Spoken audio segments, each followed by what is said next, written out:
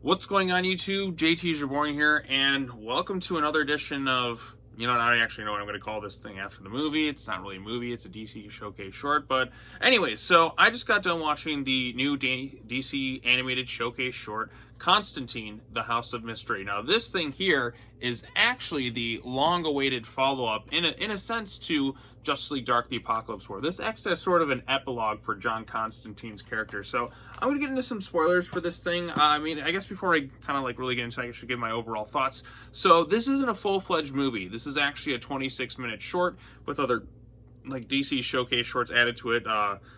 Commandy, The Lost Boy on Earth, The Losers, and Blue Beetle. And then there's one special feature called DC Showcase, one story at a time, that's just them kind of talking about the various shorts in this thing. So basically, I'll go ahead and read the description on the back. After rewriting time preventing the Apokalips War from happening, John Constantine finds himself imprisoned in the House of Mystery, facing a punishment he does not yet understand. As he explores the House's labyrinths, he soon finds Atana and many friends, but these meetings repeatedly end in his brutal death. Facing an endless loop of his own demise, the ever-brilliant Constantine begins to unravel the path that led to his hellish confinement. Can he outwit his captor and escape, or is he destined to serve his eternal sentence? So basically, what happens is Constantine convinced Flash at the end of Justice League Dark Apokalips War to go back in time, but we come to find more information about that, because at the end of that movie, Flash just kind of goes back in time, and I guess it's just kind of all left up to him. But we find out that Constantine was actually utilizing magic when the Flash is going back in time, so that they could rewrite the past mistakes of the universe. And Constantine was just going to be like, okay, he'll face the repercussions, but he's going to have it to where Apokolips is just never going to discover Earth and invade it and such. So that was kind of his goal. But this upset the universe, because in this movie, the universe is kind of a living being of sorts, and that's where the Spectre comes in. The Spectre sentenced him to go visit, or to stay for all eternity in the House of Mystery. Constantine kind of has to outwit the stuff going on here and find a way to kind of escape, and then I guess get back to his reality. I don't exactly know, because this thing's only 26 minutes long, and it's basically for the entire thing. Constantine just got to figure out, okay, why am I trapped in the House of Mystery? We come to see, he made a deal, or he, had a confrontation with the Spectre, who sentenced him here. And the Spectre had, his own reasons for sentencing Constantine there to this particular place. It's kind of a way for him to kind of live out, his punishment, but in kind of a peaceful dream state. But we kind of find that Constantine doesn't think he deserves happiness, and that's why all this nightmare stuff is happening. I don't know, I was a little bit confused, in all honesty, out of a lot of the stuff that was kind of happening in this thing, especially the ending. And another thing that kind of confused me too was the shift in animation style, because at the beginning of this short, they showcased the DC animated movie universe style, and then when he's in the House of Mystery, he's now in this new style. And the new style isn't quite that good, if I'm being 100% honest. In fact, I don't really like this new take on Constantine's animation. Everyone else looks fine, but Constantine's face reminds me a little bit of Shaggy from Scooby-Doo. And the thing is, they show kind of a flashback portion of the Spectre talking to Constantine, and it's the DC animated movie universe style. So it's the previous style talking to the Spectre, and the current Constantine style of animation is also sharing the same scene. And I'm like, why did you feel the need to change the animation style if this is supposed to be an epilogue? Should have kept it exactly the same. Or you could have just had to explain where, okay, in this reality, the style is very different, but I would have accepted that if they hadn't, had both styles of animation, sharing the same scene at the same time. I don't know. I just don't really like the current character design for Constantine in this thing. So what's the plus in this thing? Matt Ryan is back as John Constantine. Once again, he is the definitive, he is a pitch-perfect casting for John Constantine. He's got the voice down, he's got the mannerisms. Whenever I hear this guy talk, I'm like, that's John Constantine. That's just the character come to life, perfectly portrayed by Matt Ryan. And, if they ever do another movie or something, bring back Matt Ryan. He's already a perfect choice. It's the multiverse. There's no reason not to have him stick around and continue to play the role. He is absolutely fantastic. So yeah, there's some funny bits too. Some of it kind of reminded me a bit of the movie Happy Death Day, where basically you had Jessica Roth's character who was in an endless time loop of sorts and just dies every day. That's kind of what happens here. And there's kind of some very comedic deaths that happen with Constantine. He's basically eternally tormented. And Constantine, I do like how this showcases his intelligence, kind of quick-witting. Even when you think he's kind of out, he thinks of some kind of clever way to kind of get out of his own situation. Even when you think, okay, there's no way he's going to make it. But once again, he's Constantine. He's always thinking 10 steps ahead, and just his way to kind of get out of situations. The short does a good job showcasing that. Now, I guess I should get into spoilers as to what happens at the end of this thing, because even I'm kind of confused. I went back and I watched it, like, just the ending again.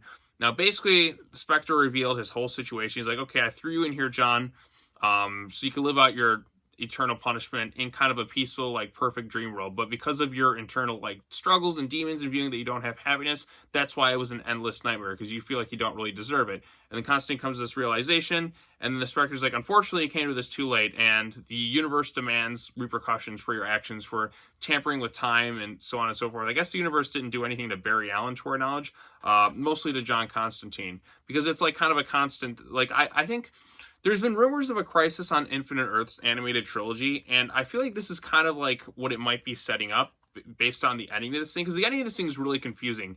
So Constantine is in the world between worlds with the Spectre, and then all of a sudden, the Spectre explains to him that the universe is a living, breathing being, and he kind of looks out of the distance, sees kind of like this glowing light of sorts, and then Constantine is just like, wow, it's absolutely beautiful. And then, like, you have this kind of look of horror on his face, and he's like, Spectre, you have to kill me, kill me, kill me, kill me.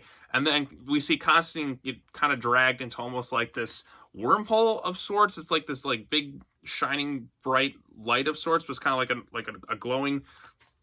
It's a glowing thing. He's like almost like not like necessarily like a black hole, but it's like an energy source of some kind that he gets kind of sucked into at the end of it, and then it just abruptly ends. Like, the ending of this thing just makes no sense as to what's happening, unless they're setting it up for something else, which you have to explain this ending, because I'm just kind of left scratching my head by, like, what the hell just happened? We finally get it. It's been 2 years, and we finally get some sort of follow-up answers to what happened after Justice League Dark Apokalips War. I mean, a lot of people have been speculating. I've been speculating on my channel this whole time, like, what are they going to do? How is they going to follow up to this? Is this the new universe, this thing? And then Constantine we get this, and I'm really excited to watch it. And then we get, like, way more questions by the ending to this thing. And I'm just, like, left wondering, like, are they really going to set up that rumored crisis thing? Because this ending is so abrupt, and it just leaves you scratching your head. What's really going on with this thing? For the most part, I was entertained by the short. Like, there's some funny bits thrown in there, but for whatever price they're charging with this thing, I mean, I paid like $20 for this thing, and it's like, it's not worth it, because like a lot of these shorts I think appeared on other things, but like I was so desperate to kind of get a follow-up to the events of the movie that, like, I feel kind of ripped off in a way, because it's like $20 and I get like a kind of shitty, really abrupt ending. This really needed to be longer, because like I said, I enjoyed a good portion of it, but for the price of it all and everything that kind of like happened with it, I feel like we should have gotten more. Like, just 26 minutes is just not enough. I need a follow-up right now. I need to know what's going to happen next, because the ending, like I said, as of right now, I have no idea what's really happening. Are they going to set up this crisis thing? Are they going to bring an anti-monitor or something like that? I honestly just don't know. That's the thing with this ending. It's kind of a really confusing one. And I think a lot of people watching are going to be left scratching their heads like, huh. Like I said, the only thing I theorize is that rumor Crisis on Infinite Earths thing, and then this was the catalyst to kind of set up the events of that whole thing, and maybe they're going to bring back Constantine and other characters. I don't know. Like I said, the fate is still ambiguous for the other characters in the DC animated movie universe. So, yeah, but we did get more information, though. Like I said, Constantine utilizing his magic when the Flash went back in time. That is a new thing. That wasn't established in Apokalips War. So we're building on it a little bit, but like the animation style, I'm not sure why it 100% like kind of shifted the way it did. I hope they get rid of this current style. I don't really like it as much as the previous style. Who knows? Like I said, I do hope we are getting that rumored Crisis on Infinite Earths animated trilogy, because that's the only way I can think of, like, that this ending is just trying to set up in some way. So other than that, though, I'm not sure what else to say about this short. Like I said, it was good to see Matt Ryan back. I think he does such an excellent job voicing the character, playing in live action. He just needs to appear in a movie at some point, because he is that character. He is a pitch perfect casting. And there's some funny bits with the animation, seeing some of Constantine's clever bits. I just feel like for the price I paid for this thing, it just, like, I should have gotten more value out of it. So, yeah, with all that said, those are my thoughts on Constantine, the House of Mystery. It is entertaining for a 26-minute short, although the ending is kind of, like, really abrupt and feels incredibly anticlimactic, if you ask me, unless I, like, get a follow-up to see what they're doing next. I don't know, because, like, as it stands, it's a very unsatisfying ending. But like I said, it could lead to something really good. And if that's what it's doing, then I can accept it a little bit more, because this ending, it's like you're just left scratching your head as to what's really going on with this thing. So, yeah, my thoughts are kind of a bit all over the place with this thing. Like I said, I just got done watching it, and then, like I said, I rewatched that bit again. It feels good to talk about the DC AMU again, though. And then like other DC stuff that's kind of connected in some way. So, like I said, I do hope we get like a full-fledged follow-up to this short and see what they do next. Like I said, they are setting something up, it feels like, but I just don't exactly know what, though. All right, well, that's all I have to say about this thing. If you've seen the short, or if you have any thoughts on it, tell me what you thought of it in the comment section down below. Be sure to like this video, share it with your friends, subscribe to the YouTube channel for more content, hit that bell for notifications. Be sure to come back next time. I got some more content coming up. I just posted a review of Batman vs. Robin. It's a full-fledged written review, so if you want to check that out, go ahead. It's on the channel and all that other stuff. And yeah, if you're a Constantine fan, just let me know what you thought of this thing. And yeah, I think that's all I got to say. Anyways, as always, take care now. Bye-bye then, and I'll see you all in the next video. Peace.